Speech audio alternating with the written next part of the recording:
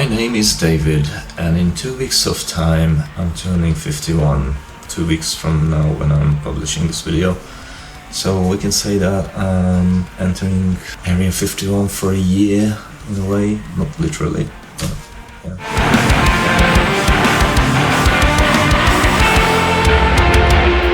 Hello and welcome in the Dave Cave. In this episode I would like to give you an introduction of me, because last year when I was turning 50 I had this on my mind and I really planned the video out.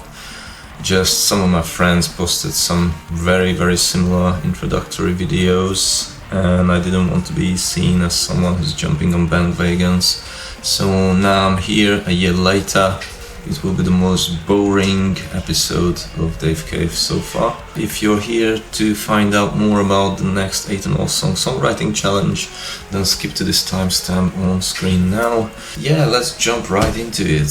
I'm Dave. I'm originally from Hungary. I was born in Hungary. I was getting my education there. I started working there. I got married there. I have 4 children. And at the ripe old age of 33, at my workplace, they told us that they want to move production all to Germany and we will lose our jobs. And I decided that I don't want to be just one in thousands of people on the job market in search of the very few and very shitty jobs. So I decided to reignite my childhood dream and go to Australia. Yeah.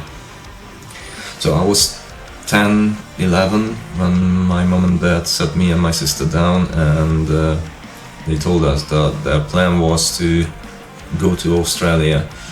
And unfortunately within a year they abandoned the plan and we stayed in Hungary, but on the back of it I started learning English. And I've always wanted to go somewhere abroad when I grew up, just I didn't have the chance, I didn't get the chance.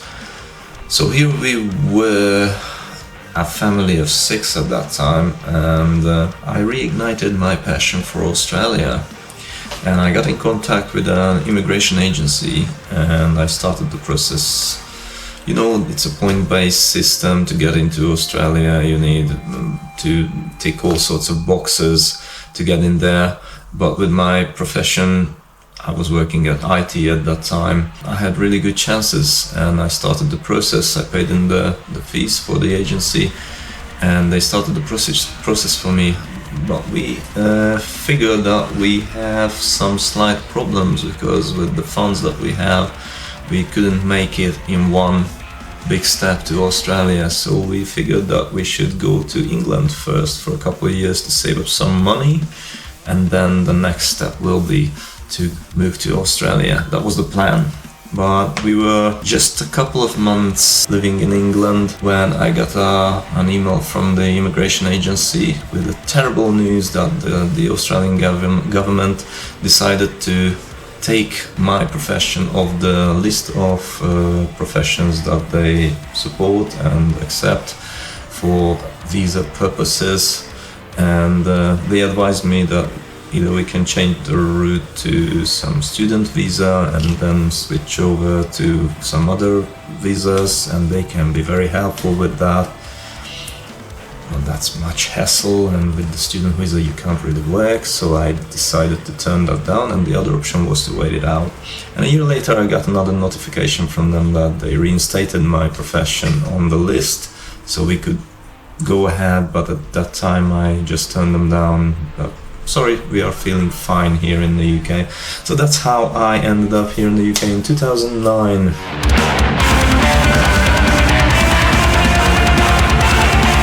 So again, we need to go back to when I was like 13.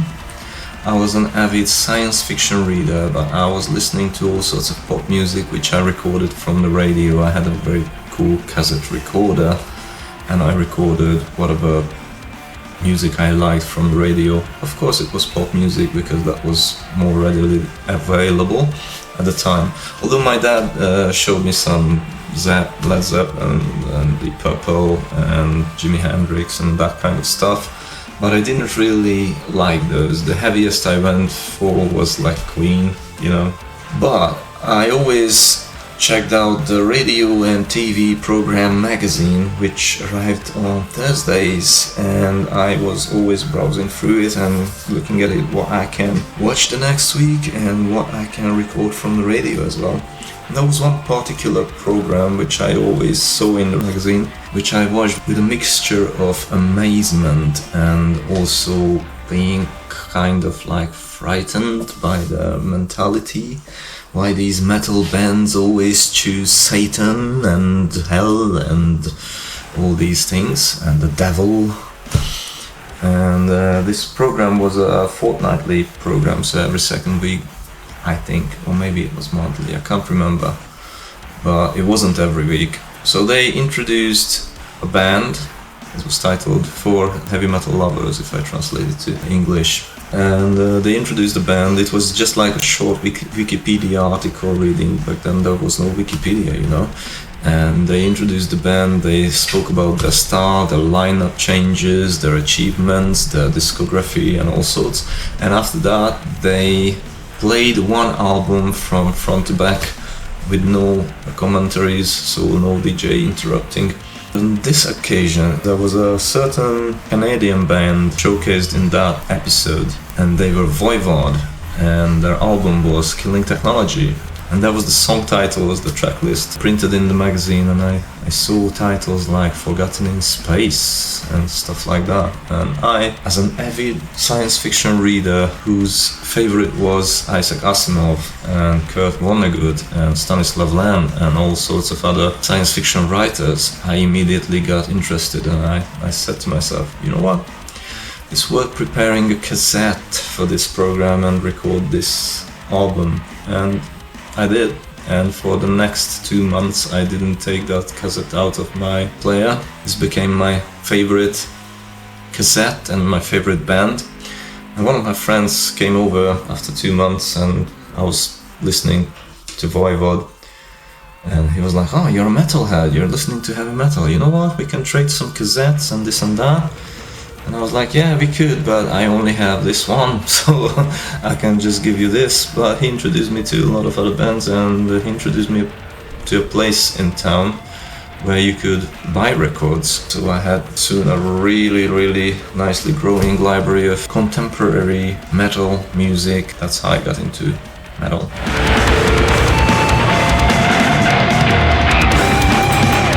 After like half a year, I wanted to learn to play the guitar, and at my dad's workplace there was a summer internship or whatever you call it for students.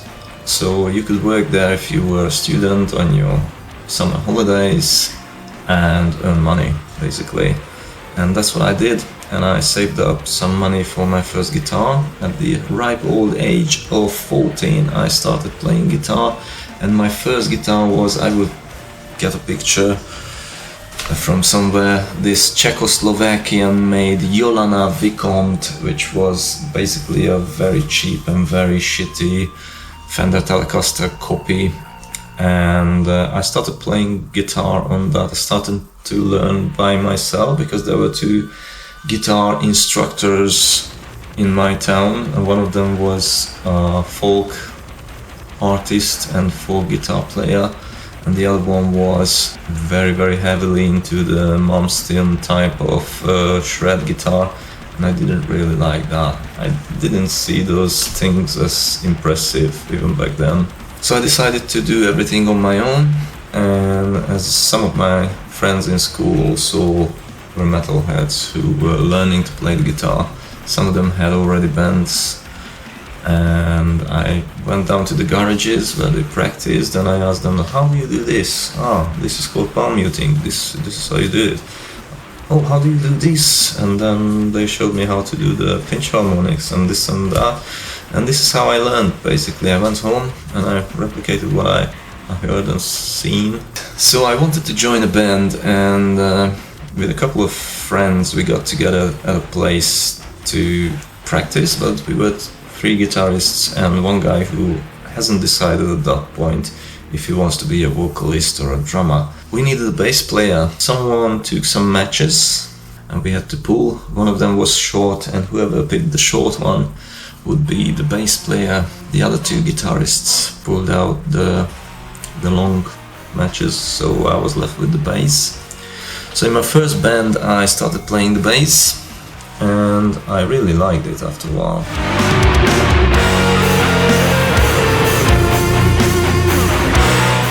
Bore you with the names of the bands I was part of, just a couple of pictures of my band, but please don't laugh at the names because we didn't speak proper English. Although I was learning English in a grammar school, we had 7 lessons in the first year, and by the end of the grammar school we got a language exam, but we were beginners and we were kids, so there were cringy names, and yeah, that was my first band. I also helped out in a couple of other bands. I was asked to do vocals in one band, one formation, and that was the first time I was singing in Hungarian. I wouldn't say I'm a good lyrics writer in English, but I'm an even worse one in Hungarian for some reason. I don't know why. Then I helped out in this band on the bass and doing background vocals.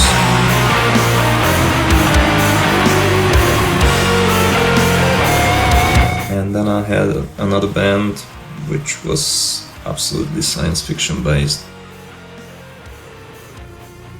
And then we came out to the UK. I auditioned for a couple of bands. With one of them I went to the band practices quite regularly, and we even made a music video. Interesting fact that the place where we practiced and where this video was made got torn down, and a big housing estate got put up. So if you visit that part of Poole in Dorset, then you can see just flats. Sad.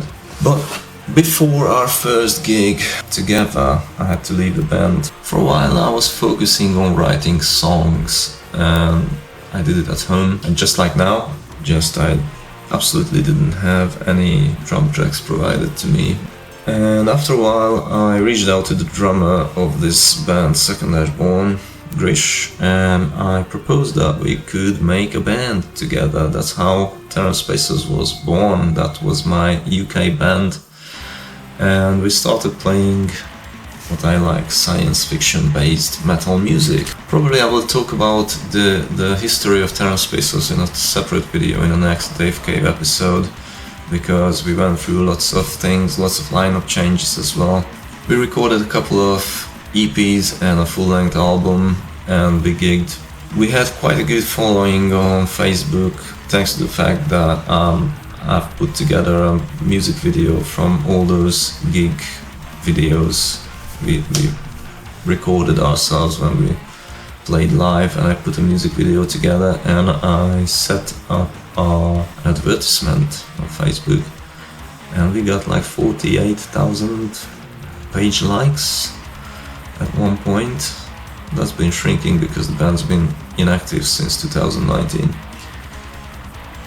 So yeah, that's my history. And then I got divorced and I moved to Cambridgeshire. I tried to put together a band. I recruited a couple of guys and we jammed together after the pandemic, but I didn't find anybody who would be really enthusiastic and dedicated enough to make a band. I'm not saying it's not gonna happen, because there are times when I really miss playing on stage.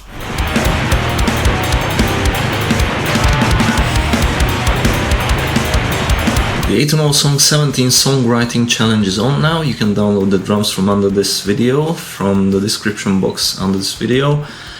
And you can use the drums in any shape or form. You can use a tiny part of it or the whole drum track. You can speed it up, chop it up, make it faster, whatever floats your boat. All I'm asking is just two things. First of all, it's a songwriting challenge, so just please try to make it a little bit more than just a riff salad. So just make those riffs a little bit more interesting, or put some toppings on them in the shapes of or forms of vocals, or if you can't do vocals, then some other forms like solos or interesting lead parts, orchestration. There's lots of different ways to make a song interesting. Don't use AI, please guys. That's just that's just gonna bite you in the ass in the long run. And the second thing that I would like to ask, that if you upload it to YouTube, use this hashtag on screen now, and that's the way I will find it during the live stream, which is going to happen on the 26th of September at around 2 p.m. British Summer Time, and see you in the live stream. Basically, that's it.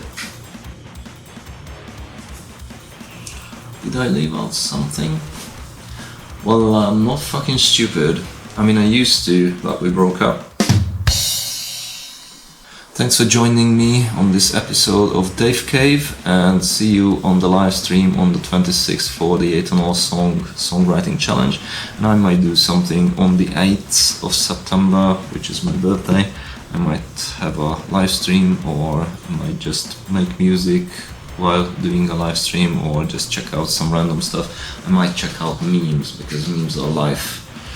And I don't know. I will do something. Alright, so thanks for sticking with me, and see you again next time, and bye.